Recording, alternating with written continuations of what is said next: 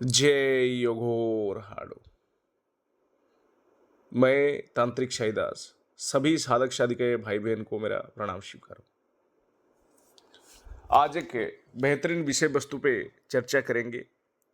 तंत्र संबंधित एक शिष्य आकाश चतुर्वेदी जी, इन्होंने एक बेहतरीन सवाल पूछे। ज्यादातर तांत्रिक लंबे बाल क्यों रखते हैं, या साधु संत लंबे बाल क्यों रखते हैं? बेहद ही अच्छा सवाल है। इसके पीछे का कारण सभी को जानना जरूरी है। सबसे पहले यहां बात आता है सुरक्षा की। मैं कुछ बताना चाहूंगा। तांत्रिक अपने सुरक्षा की तरीके से करते हैं, कई सारे तरीके से करते हैं। जैसे कि कई सारे तांत्रिक ऐसे होते सुरक्षा ताबीज धारण करते हैं, तो कोई शरीर में कड़ा पहनता है, तो कोई शुक्रदंड धारण करता है, तो कोई तांत्रिक ऐसे होते हैं जो शरीर में हमेशा कोई ना कोई माला धारण करे हुए होगा, जो माला को पहले से ही उसने अभिमंत्रित करके रखा है। या तो कुछ ऐसे तांत्रिक होते हैं जो मंत्रों से अपने सुरक्षा करते हैं, लेकिन मंत्र की समय सीमा होता है, वो 24 घंटा नहीं रहता है, जबकि वस्तुएं 24 घंटा गले में धारण करने से उसका असर बना रहता है। वहीं कुछ तांत्रिक ऐसे होते हैं अभिमंत्रित यंत्र को अपने बाजू में धारण करते हैं। या तो कुछ ऐसे भी तांत्रिक देखा गया है जो अपनी बालों के माध्यम से अपना सुरक्षा करते हैं। बात थोड़ा सा सुनने में उटपटांग लग रहा है, लेकिन ये सच बात है। मेरे गुरुजी 1008 श्री श्री हाड़ेश्वर महाराज थे, उनके भी बाल लंबे थे। ठीक है, मैंने एक बार उनसे ऐसे ही पूछ लिया था कि गुरुजी आप बाल लंबे क्यों रखते हो, तो उन्होंने एक किस्सा बताया मुझे कि देखिए, इंसान और शक्ति में हमेशा शक्ति की ही जीत होगा। अगर इंसान कोई भी मंत्र या किसी शक्ति के सहारा ना ले, तो इंसान और शक्ति में हमेशा शक्ति का ही जीत होगा। मैंने पूछा कैसे? उन्होंने बस विस्तार में यह बताया कि कोई व्यक्ति के सामने अगर कोई ब्रह्म पिशाच या ब्रह्म राक्षस खड़ा हो, और वो ब्रह्म राक्षस और ब्रह्म पिशाच उस व्यक्ति को मारने की सोच रहे, तो उस व्यक्ति को सुरक्षा मंत्र आता है। मैंने कहा हाँ ठीक है, इसमें दिक्कत क्या है? तो उन्होंने बताया कि बेटा, जब वो व्यक्ति सुरक्षा मंत्र जब तक पढ़ने शुरू करके पूरा करेगा, तब तक ब्रह्म राक्षस या ब्रह्म पिशाच आके उसकी गर्दन मरोड़ देगा, वो इंसान सीधा मर जाएगा। यानी सुरक्षा मंत्र पूरा होने से पूर्व ब्रह्म राक्षस उस इंसान का काम खत्म कर देगा, जबकि वो इंसान सुरक्षा मंत्र पढ़ने में कम से कम 1 मिनट तो लग ही जाएगा। बड़ा अगर साबर मंत्र हुआ तो बड़ा समय, ज्यादा समय लगेगा। अगर छोटा साबर मंत्र हुआ तो मंत्र उच्चारण करके उसका विधि पूरा करते ही उसको कम से कम 1 मिनट लग जाएगा, जिस वजह से 1 मिनट के अंदर ब्रह्म पिशाच या राक्षस उस सामने वाले इंसान को मार देगा। तब जाके मैंने पूछा, तो इस मामले पे एक साधक या तांत्रिक को क्या करना चाहिए? मेरे गुरु ने मुझे बताया कि बेटा, तांत्रिक का जो जीवन होता है हमेशा दुखदायी होता है, हमेशा परेशानियों से घिरा होता है। मैंने पूछा ऐसा क्यों? बोले गुरु जी ने मुझे समझाया अच्छे से कि कोई तांत्रिक जब भी किसी का बाधा निवारण करता है, या जब भी किसी व्यक्ति का, या जब भी कोई पीड़ित व्यक्ति का तंत्र बाधा निवारण करता है, तो उसका असर साधक के ऊपर भी कई बार आता है। जब कोई व्यक्ति भूत प्रेत बाधा से ग्रसित हो, उसकी भी निवारण करता है, तो वो सामने वाला जो भूत प्रेत शरीर से तो निकल जाता है, लेकिन उस तांत्रिक के ऊपर उसका गुस्सा रहता है। ठीक है, इसीलिए हमेशा तांत्रिक या तो बीमार रहता है या तो परेशान रहता है। उसके घर में कभी सुख समृद्धि देखने को नहीं मिलता है तांत्रिक के घर में, क्योंकि तांत्रिकों का हजार दुश्मन होते हैं, और वो दुश्मन आम नहीं होते, वो दुश्मन काफी ताकतवर होते हैं। इसीलिए तांत्रिक क्या करते हैं, अपने पास सुरक्षा ताबीज 24 घंटा पहन के रखते हैं। या तो कोई तांत्रिक ऐसे होते हैं हाथ में कई सारे कड़ा पहने हुए देखने को मिलेगा आपको। या तो कुछ तांत्रिक ऐसे होते हैं जो शरीर गले में शुक्रदंड धारण किए होंगे, वो भी अभिमंत्रित वाला। कई सारे ऐसे तांत्रिक होते हैं जो गले में कई सारे माला धारण किए हुए हैं। ठीक है, और कुछ तांत्रिक ऐसे होते हैं जो सुरक्षा ताबीज अपने भुजाओं में धारण किए होते हैं।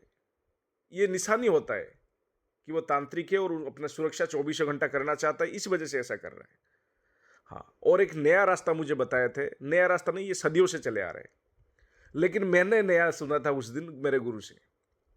तो हुआ ऐसा कि एक मंत्र ऐसा है, सुरक्षा मंत्र, जो साबर मंत्र है। उस मंत्र को पढ़ते हुए एक तांत्रिक अगर अपने चोटी की गांठ मार लेता है, तब उसका सुरक्षा तब तक बना रहता है जब तक वो गांठ खोल ना जाए। यानी अपनी चोटी में एक गांठ लगा लेगा तांत्रिक, कोई भी थोड़ा सा बाल लेके या कोई पूरा गुच्छा भी लेके बना सकता है, लेकिन थोड़ा सा बाल लेके भी बना लेता है गांठ। एक मंत्र पढ़ते हुए वो गांठ बना लेगा ना, तो गांठ जब तक नहीं खुलेगा तब तक वो तांत्रिक सुरक्षा घेरे के अंदर रहेगा, मतलब सुरक्षा के अंदर रहेगा। वो उसको कोई भी बाल बांका नहीं कर सकता है। ठीक। तब मुझे पता चला कि यह सब ही कोई विधि है जिसे सुरक्षा किया जा सकता है। मैंने गुरुजी से कई सारे बातें और पूछा। उनमें से मुझे कुछ तांत्रिकों के बारे में सवाल मेरे मन में भी था उस समय के दौरान। इन्होंने आकाश चतुर्वेदी तो अभी अभी सवाल किया, लेकिन मैंने उस समय ही गुरुजी से पूछा था। ज्यादातर तांत्रिक लंबे बाल इसीलिए रखते हैं अपने सुरक्षा की दृष्टिकोण से, और कुछ तांत्रिक दिखावे के लिए रखते हैं कि मैं तांत्रिक जैसा दिखूं इसलिए लंबे बाल रखूं। ऐसा हास्यों का बात है, जबकि सच्चाई तो ये है, पहले के समय तांत्रिक बालों में अपनी गांठ लगा के अपना सुरक्षा करते हैं। ठीक। हाँ, कुछ और भी बातें हैं, मैं बताना चाहूंगा आप सबको। तांत्रिक और तपस्वी जो होते हैं, कई बार अपने ऊर्जा को अपनी बालों में संभाल के रखते हैं या अपने दाढ़ी में संभाल के रखते हैं। ये सुनने में थोड़ा सा अजीब लग रहा है, लेकिन एक तरह का बात सच है। एक तपस्वी का देखिएगा, नाखून बड़ा बड़ा हुआ है और बाल भी बड़ा हो चुका है, दाढ़ी मूछे भी काफी बड़ा हो चुका है, वो काटता भी नहीं, क्योंकि तपश्चर्या की इस दौरान या तपश्चर्या के करते समय उनके जो शरीर में ऊर्जा हर एक जगह पे रहते हैं।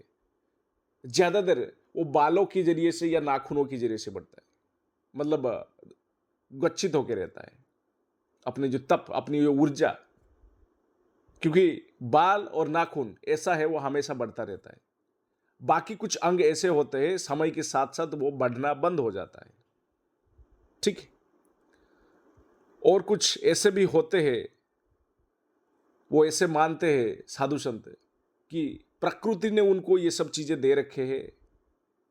सामान्य तौर पे आम इंसान अगर बाल ना काटे तो वो बाल खुद ब खुद बढ़े जाते हैं, और साथ ही दाढ़ी मूछे भी वही हालत है। तो इस वजह से वो ऐसा नहीं करते, काटते नहीं। कुछ ऐसे तांत्रिक मानते हैं, खास करके अघोर तांत्रिक की बात कर रहा हूँ, वो ऐसे मानते हैं कि हम दाढ़ी मूछे बाल क्यों काटें, जरूरत क्या है। भगवान ने, स्वयंभू ने, जो संसार का निर्माण करता है, उन्होंने ऐसा बना रखे, तो क्यों हम काटें। ठीक है। और कुछ तपस्वी की मैं बात करूं, ऋषि मुनियों की बात करूं, तो अपनी इन ब्रह्मांडीय ऊर्जा को अपनी ओर आकर्षित करने के लिए वो इस तरीके से आध्यात्मिक लोकों से जुड़ने के लिए वो अपनी जो बढ़े हुए दाढ़ी मूछे इन सब चीजों को वो त्याग नहीं करते, वो वैसे के वैसे रहने देते हैं। कुछ तांत्रिकों की ऐसे परंपरा हुई, दादाजी ने लंबे बाल रखे थे, वो लंबे बाल रख रहे, इस तरीके से भी कुछ चलते आ रहे। लेकिन सच्चाई जो मैंने बताया आपको वही है। लंबे बाल पहले के समय तांत्रिक इसीलिए रखा करते हैं अपनी सुरक्षा के दृष्टिकोण से, यही सच है। वैसे तांत्रिकों की कोई वेशभूषा मायने नहीं रखता है। कई सारे तांत्रिक अलग अलग तरीके से अपना सुरक्षा करते हैं, जैसे कि मैंने शुरुआत में आप सबको कह चुका हूं। कोई ताबीज इस्तेमाल करता है, तो कोई कड़ा इस्तेमाल करता है, तो कोई सुरक्षा शुक्रदंत जो कहते हैं, सुरक्षा के लिए शुक्रदंत का इस्तेमाल करता है, अभिमंत्रित शुक्रदंत अपने गले में धारण करता है, या कोई माला धारण करता है अभिमंत्रित करके गले में। ठीक है। या कोई सुरक्षा यंत्र अपने गले में या भुजा में, या तो आप ताबीज के अंदर डाल के धारण करता है, या वो मंत्रों से भी अपनी सुरक्षा करता है। लेकिन पुरातन जो समय से चले आ रहा है वो है अपनी बालों में गांठ मार के अपनी सुरक्षा करना। ठीक है। वो साबर मंत्र को पढ़ा जाता है, और पढ़ते हुए अपनी चोटी का कुछ बाल पकड़ के उसमें गांठ लगा दिया जाता है, ताकि किसी को पता भी ना चले कि सुरक्षा बांध लिया गया है। इस तरीके से होता है।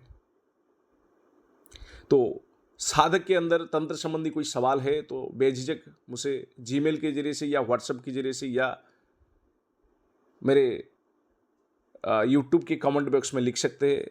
जब भी समय मिलेगा मेरी अनुभव जो 18 साल का अनुभव है उस अनुभव के तौर पे मैं सही रास्ता और सही बातें बताऊंगा। जय योगराडो।